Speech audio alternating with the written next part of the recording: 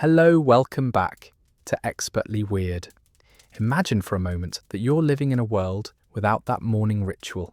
No steaming mug cradled in your hands, no rich aroma drifting through the kitchen, no gentle jolt of energy to shake off the fog of sleep. A world where the most beloved beverage on earth simply doesn't exist. Hard to picture, isn't it?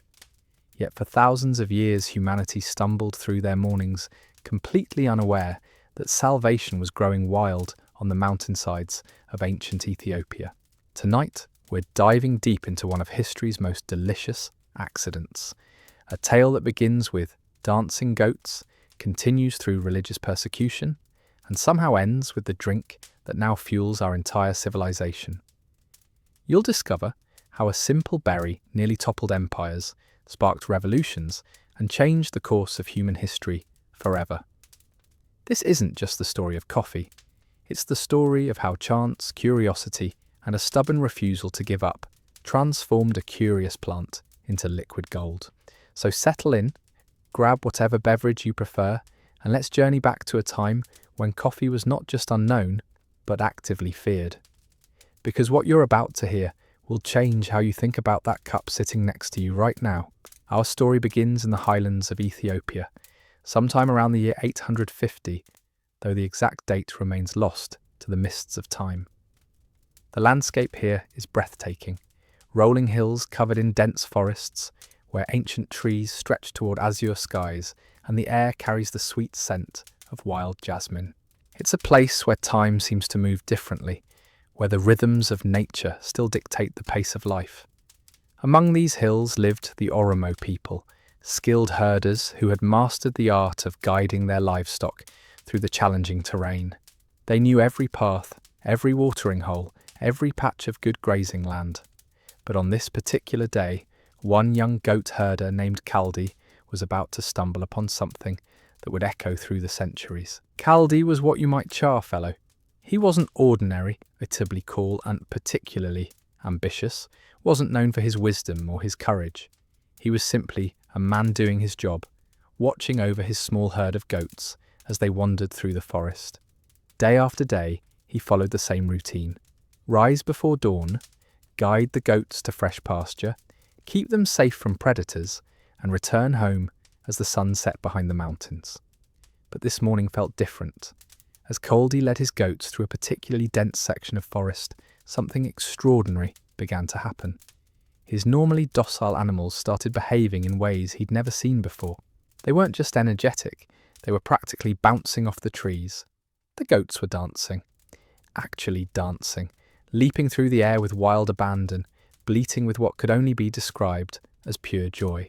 Some were spinning in circles, others were performing what looked like elaborate acrobatic routines. One particularly enthusiastic attempting a tree, something to climb-bastic goat was Kaldi had never witnessed in all his years of herding.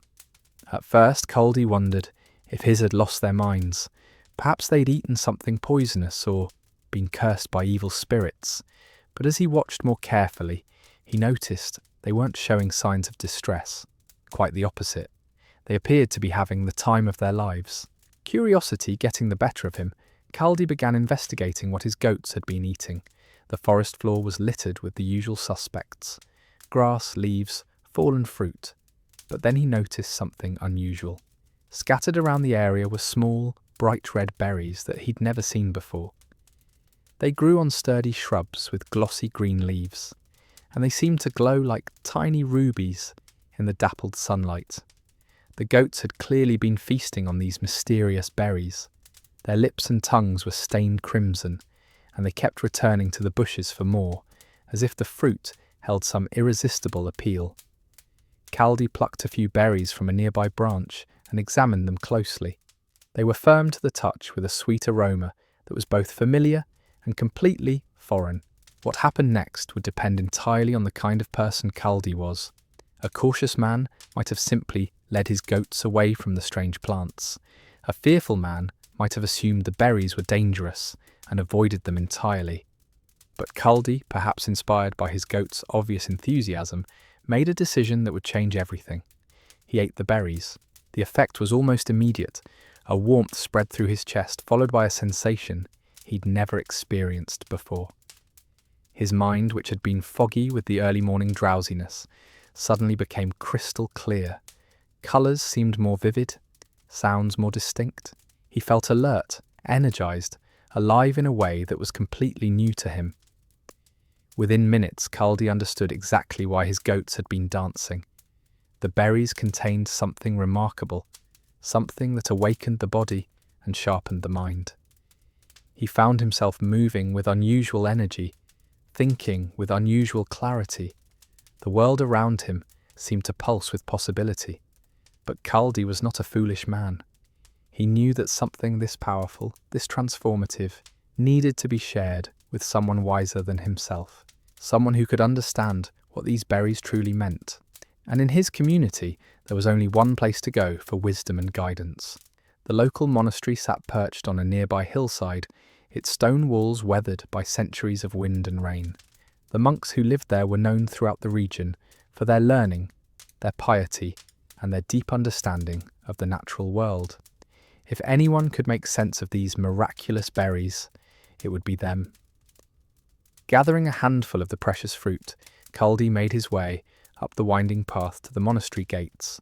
The sun was climbing higher now, and the effects of the berries were still coursing through his system. He felt as if he could climb mountains, solve ancient riddles, or debate philosophy with the greatest scholars of his time. The monk who answered his knock was an elderly man, with kind eyes and hands stained from years of copying manuscripts. His name was Abbot Khalil, and he had spent decades studying the mysteries of creation. But nothing in his vast experience had prepared him for what the excited goat herder was about to show him. Kaldi's explanation tumbled out in a rush of words. Dancing goats, mysterious berries, incredible energy, clarity of mind. To most people, it would have sounded like the ravings of a madman. But Abbot Khalil had learned long ago that the most extraordinary truths often came wrapped in the most unlikely packages. With scientific curiosity and spiritual wisdom, the abbot examined the berries Kaldi had brought. He noted their appearance, their aroma, their texture.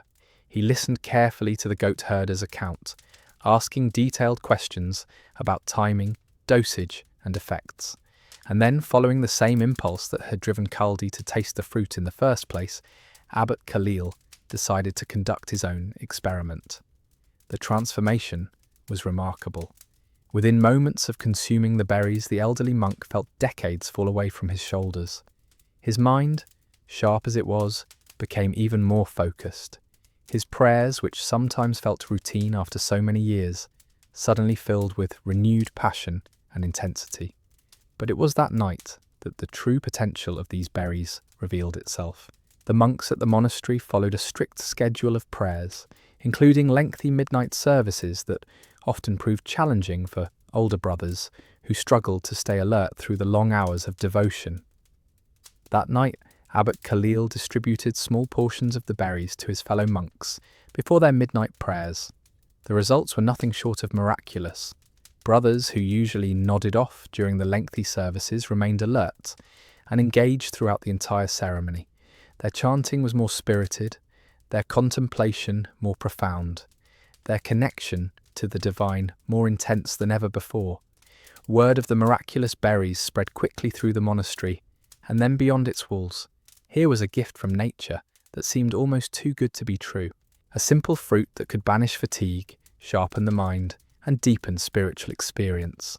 The monks began cultivating the plants in their gardens, learning to harvest and prepare the berries in ways that maximized their remarkable properties. They discovered that the berries could be dried and stored for months without losing their potency. They experimented with different methods of preparation, eventually learning that roasting the seeds inside the berries and brewing them in hot water created an even more powerful and palatable drink. The monastery became a centre of coffee cultivation and preparation, with monks developing techniques that would remain virtually unchanged for centuries. They learned which plants produced the best berries, how to harvest them at peak ripeness, and how to process them for maximum effect. But as word of this miraculous discovery spread beyond the monastery walls, it began to attract attention from unexpected quarters. Religious authorities in distant capitals heard rumours of a drink that could alter consciousness and enhance spiritual experience. To some, this sounded like a divine gift. To others, it sounded dangerously close to sorcery. The stage was being set for a conflict that would rage for centuries, pitting the practical benefits of coffee against deep-seated fears about any substance that could so dramatically affect the human mind and spirit. The first hints of trouble began arriving in the form of travelling merchants and pilgrims who carried tales of the strange Ethiopian brew to distant lands. By the 15th century, coffee had crossed the Red Sea into Yemen, where Sufi mystics embraced it as a tool for their late-night religious ceremonies. They called it kahwa, meaning that which prevents sleep, and used it to maintain focus during their whirling meditations and lengthy prayers. But as coffee spread through the Islamic world, it encountered its first serious opposition. The drink's ability to stimulate the mind and alter consciousness made religious conservatives deeply uncomfortable. Here was a substance that could change how people thought and felt, something that seemed to blur the lines between the sacred and the profane. In Mecca, the holy city itself became the battleground for coffee's first major persecution. The year was 1511, and a man named Khair Beg served as the city's governor. He was a rigid fundamentalist who viewed any innovation with suspicion, and coffee struck him as particularly dangerous. Not only did it alter people's behaviour, but it had become the centre of a thriving social culture that he found deeply threatening. Coffee houses had begun appearing throughout the city, bustling establishments where men gathered to drink the dark brew, play games, discuss politics, and debate religious matters. To Khair Beg's conservative mind, these coffee houses represented everything wrong with modern society. They were places where social hierarchies dissolved, where common people felt free to criticise their betters, where dangerous ideas could spread like wildfire. The governor decided to act decisively. He convened a council of religious scholars and medical experts, presenting them with a carefully crafted argument against coffee. The drink, he claimed, was intoxicating like wine and therefore forbidden by Islamic law. Its effects on the mind and body were unnatural, possibly demonic. The social gatherings it encouraged were breeding grounds for sedition and blasphemy. Some scholars agreed with his assessment. They pointed to coffee's obvious effects on human behaviour as evidence of its corrupting influence. Others argued that the comparison to wine was unfair, noting that coffee sharpened rather than dulled the mind, and that many devout believers used it to enhance their prayers and religious study. The debate raged for weeks, but Khair Beg had already made up his mind. On a sweltering day in June, he issued a decree that would send shockwaves through the Islamic world. Coffee was hereby banned in Mecca.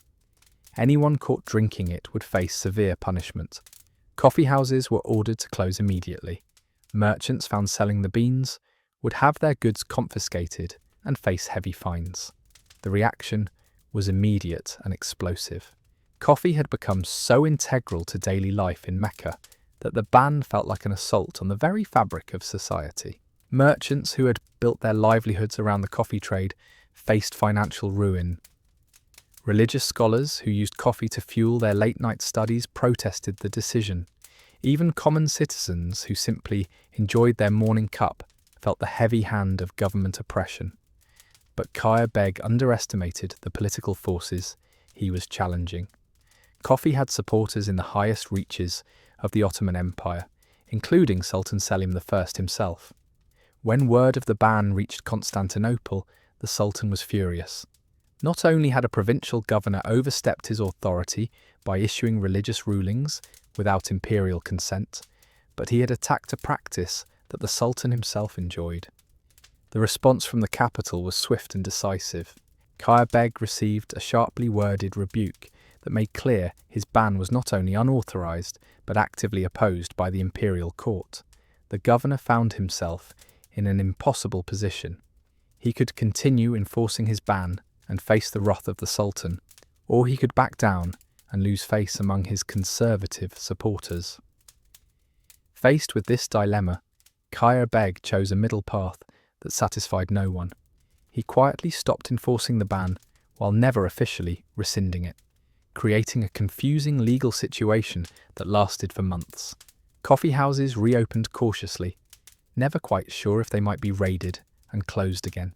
The uncertainty created a thriving black market for coffee beans, driving prices up and making the drink even more precious to its devotees.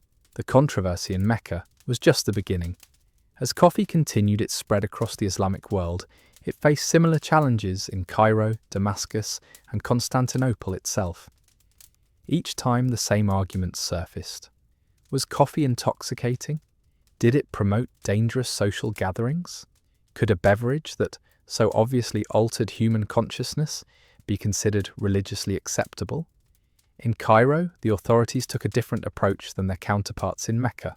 Rather than banning coffee outright, they attempted to regulate and control it. Coffee houses were required to obtain licenses. Their owners had to post bonds guaranteeing good behaviour. Customers were forbidden from discussing politics or criticising the government. These regulations created a cat-and-mouse game between coffee house owners and government officials that would continue for generations. The medical establishment also weighed in on the coffee controversy. Physicians trained in the classical tradition of Galen and Avicenna struggled to understand how this new substance fit into their theories of human health. Some declared it dangerously heating to the body's natural humours. Others argued it was beneficial for mental acuity and digestive health. One prominent physician in Damascus wrote a lengthy treatise arguing that coffee was actually a form of medicine rather than a beverage, and therefore exempt from religious restrictions on intoxicating drinks. His argument was ingenious but ultimately unsuccessful, as religious authorities remained skeptical of any substance that produced such obvious changes in behaviour. The debate took on an increasingly surreal quality as opponents of coffee began attributing almost supernatural powers to the drink. Some claimed it could cause madness, sterility, or even death. Others suggested it was a tool of Satan designed to corrupt the faithful. Coffee houses were described as dens of iniquity, where moral decay and political subversion flourished in equal measure. Supporters of coffee fought back with equal passion. They organised themselves into informal networks, sharing information about which authorities were sympathetic and which were hostile. They developed coded language for discussing coffee in public. Some even began meeting in private homes when public coffee houses became too dangerous. The conflict reached its peak in Constantinople in the 1630s when Sultan Murad IV issued the most comprehensive coffee ban in Islamic history. Not only was the drink itself forbidden, but the death penalty was prescribed for repeat offenders. Government agents roamed the streets in disguise, looking for the telltale aroma of roasted coffee beans. Coffee houses were not just closed but demolished, their ruins left as warnings to others who might be tempted to resume the trade. Murad IV's enforcement was brutal and thorough. Hundreds of people were arrested, tortured, and executed for coffee-related crimes. The Sultan himself was said to patrol the streets at night, personally overseeing raids on suspected coffee drinkers. The mere possession of coffee beans became grounds for imprisonment, yet even this harsh crackdown could not completely eliminate coffee from Ottoman society. The drink had become too deeply embedded in daily life, too economically important, and too beloved by too many people. An underground coffee culture emerged, with secret roasting operations, hidden coffee houses, and elaborate schemes for smuggling beans into the city. The ban created a paradoxical situation where coffee became simultaneously more dangerous and more desirable than ever before. The risk of punishment added an element of excitement to what had once been a simple pleasure. Coffee drinking became an act of rebellion, a way of asserting personal freedom against government oppression. This period of persecution would ultimately prove counterproductive for coffee's opponents. Rather than eliminating the drink, the bans and crackdowns only increased its mystique and desirability. Coffee became associated with freedom, intellectualism, and resistance to authority. These associations would prove crucial as the drink continued its journey westward toward Europe, where an entirely new chapter in its tumultuous history was about to begin. The irony was unmistakable. A simple berry discovered by dancing goats had become the centre of a struggle that reached the highest levels of government and religion. What had begun as Caldi's innocent curiosity had evolved into something far more complex and consequential than anyone could have imagined. The winds of change were blowing westward, carrying with them the intoxicating aroma of roasted beans and whispered tales of a drink so powerful it had toppled governors and defied sultans. By the early 1600s, coffee had begun its most audacious journey yet. It was about to enter Europe, a continent already bristling with religious tensions, political upheavals, and a deep suspicion of anything that smacked of foreign influence. The first Europeans to encounter coffee were Venetian merchants, those intrepid traders who had built fortunes by bringing exotic goods from distant lands. They returned from their journeys to Constantinople and Cairo with strange stories of a black liquid that could banish sleep and sharpen wit. Most Europeans dismissed these tales as fantasy, the sort of exaggerated nonsense that merchants were famous for spinning to justify their high prices. But a few curious souls decided to investigate for themselves. Among them was a Venetian merchant named Gianfrancesco Morosini, who had spent years trading in Ottoman ports. He had witnessed firsthand the extraordinary hold that coffee exercised over entire populations. He had seen dignified scholars lose themselves in heated debates over steaming cups, watched as entire cities ground to a halt when coffee supplies ran low, observed the almost religious devotion that surrounded the simple act of brewing and drinking this mysterious beverage. Morosini was a practical man, and he recognized opportunity when he saw it. If coffee could inspire such passion in the East, surely there would be a market for it in the West. In 1615, he arrived in Venice carrying several sacks of green coffee beans and a detailed account of how they should be roasted, ground, and brewed. The initial reaction in Venice was mixed, to put it mildly. The city's merchants were intrigued by the potential profits, but the general population viewed coffee with deep suspicion. Here was a drink that came from Muslim lands, prepared using methods that seemed almost ritualistic, producing effects that were undeniably unnatural. To many Venetians, coffee bore an uncomfortable resemblance to witchcraft. The religious authorities were particularly alarmed. Coffee's association with Islamic culture made it suspect from the start, but its obvious effects on human behavior pushed it into the realm of the potentially demonic. Some priests declared it Satan's drink, arguing that anything capable of so dramatically altering consciousness must be the work of evil forces. The controversy might have killed coffee's European ambitions before they truly began, but fate intervened in an unexpected way. Pope Clement VIII, the supreme authority of the Catholic Church, decided to investigate the matter personally. Rather than simply accepting the condemnations of his subordinates, he requested that a cup of properly prepared coffee be brought to him for examination. What happened next has become one of the most famous moments in coffee history, though like many such stories, it exists in several versions. According to the most popular account, the Pope took a cautious sip of the dark brew, paused thoughtfully as he considered its flavour and effects, and then delivered a verdict that would echo through the centuries. "This drink is so delicious," he allegedly declared, "it would be a pity to let the infidels have exclusive use of it. We shall cheat Satan by baptizing it and making it a truly Christian beverage." Whether or not those exact words were ever spoken, the Pope's approval had an immediate and dramatic effect. Coffee transformed overnight from a suspicious foreign import into an acceptable, even fashionable European drink.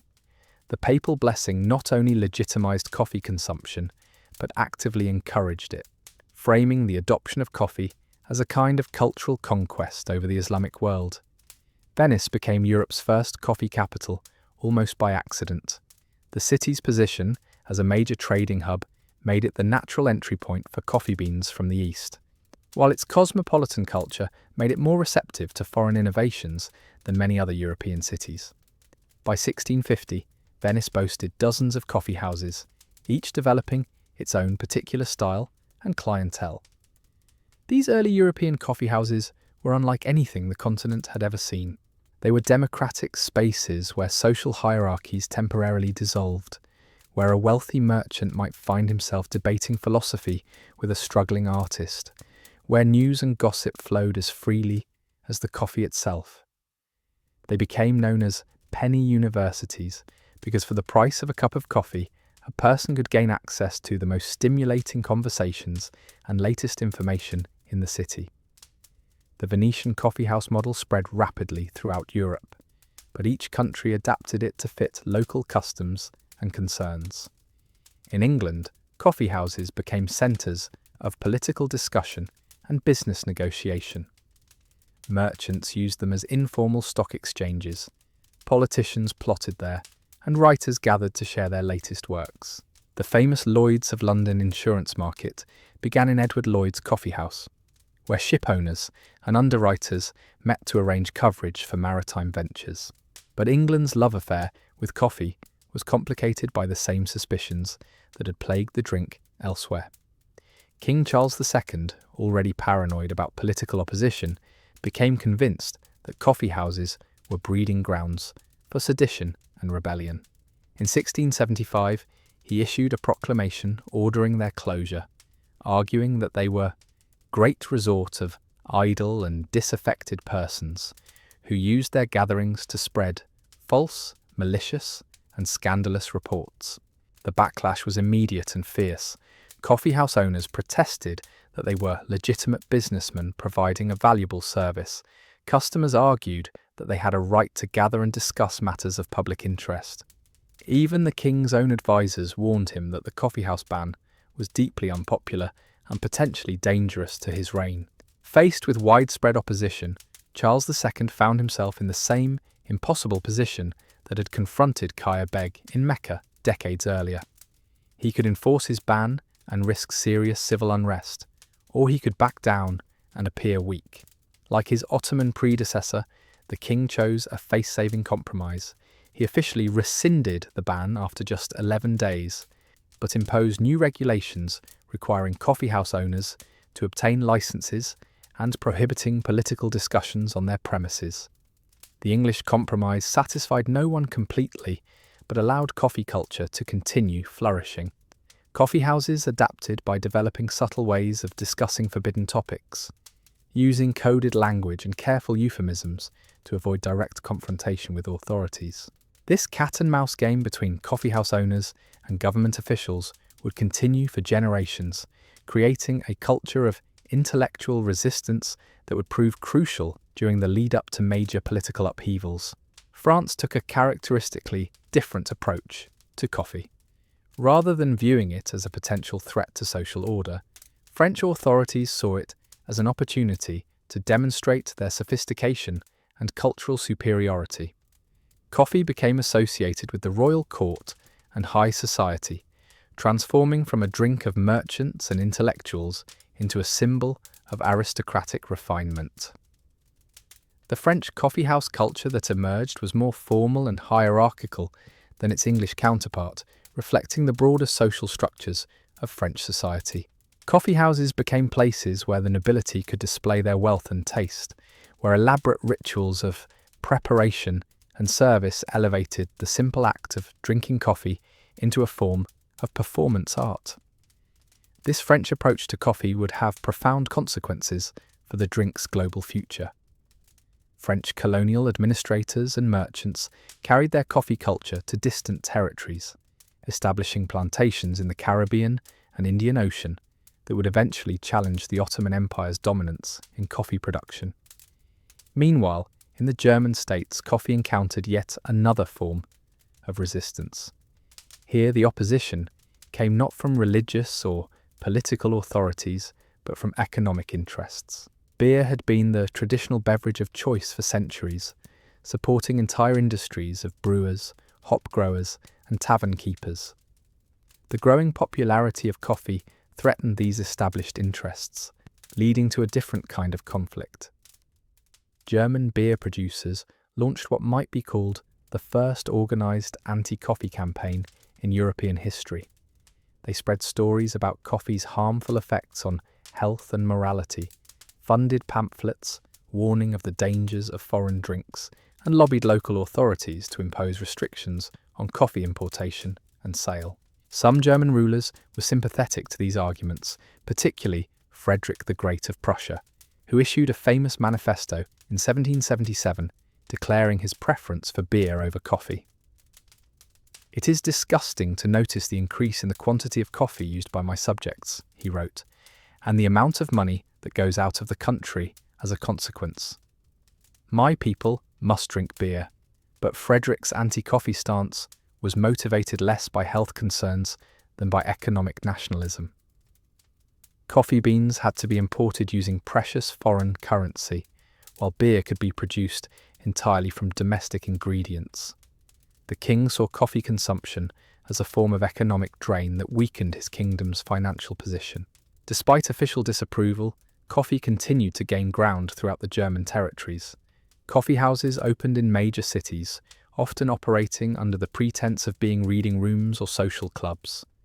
Coffee roasters developed new techniques for preparing beans that created distinctive regional flavours and styles. German coffee culture became characterized by careful attention to preparation methods and a preference for lighter roasts that emphasized the beans' natural flavors. The story was similar throughout Europe. In Holland, coffee became associated with the growing merchant class and colonial expansion. Dutch traders established some of the world's first coffee plantations outside of Ethiopia and Yemen, breaking the Ottoman monopoly and creating new sources of supply that would reshape global coffee markets. In Austria, coffee culture emerged from a most unlikely source. According to legend, the first Viennese coffee house was opened by a Polish spy named Jerzy Franciszek Kulczycki, who had helped defend Vienna during the Ottoman siege of 1683. As a reward for his services, he was allegedly given captured Ottoman supplies, including several sacks of strange green beans that the Austrians initially mistook for animal feed. Kulczycki, having lived among the Turks, recognized the beans as coffee and saw an opportunity. He opened Vienna's first coffee house in 1684, adapting Ottoman brewing methods for European tastes. The Viennese coffeehouse culture that emerged would become famous for its intellectual atmosphere, its newspapers and periodicals, and its role as a gathering place for writers, artists, and political activists. Each European country that embraced coffee did so in its own distinctive way, creating regional variations that reflected local tastes, customs, and concerns. But everywhere coffee went, it brought with it the same transformative effects that had first amazed Caldi and his dancing goats. It sharpened minds, fostered conversation, and created new forms of social interaction that would prove crucial in the development of modern European culture. The resistance that coffee faced in each new territory it entered was remarkably similar, whether in Mecca, London, or Berlin. Religious authorities worried about its effects on spiritual life. Political leaders feared its role in fostering dissent and rebellion. Economic interests saw it as a threat to established industries and trade patterns. Yet coffee's supporters always found ways to overcome these obstacles, driven by the simple fact that the drink delivered benefits that were impossible to deny. It made people more alert, more sociable, more productive. It created gathering places where information and ideas could flow freely. It established new forms of commerce and social interaction that enriched the communities where it took root. By 1700, coffee had established itself as an integral part of European life, despite facing persecution and prohibition at every step of its journey. The simple berry that had once made goats dance in the Ethiopian highlands had become a driving force in European economics, politics, and culture. But its greatest adventures still lay ahead, as European colonizers carried coffee to distant continents, where it would reshape entire societies and create fortunes beyond imagination. The transformation of coffee from a curious African berry into a global phenomenon was nearly complete.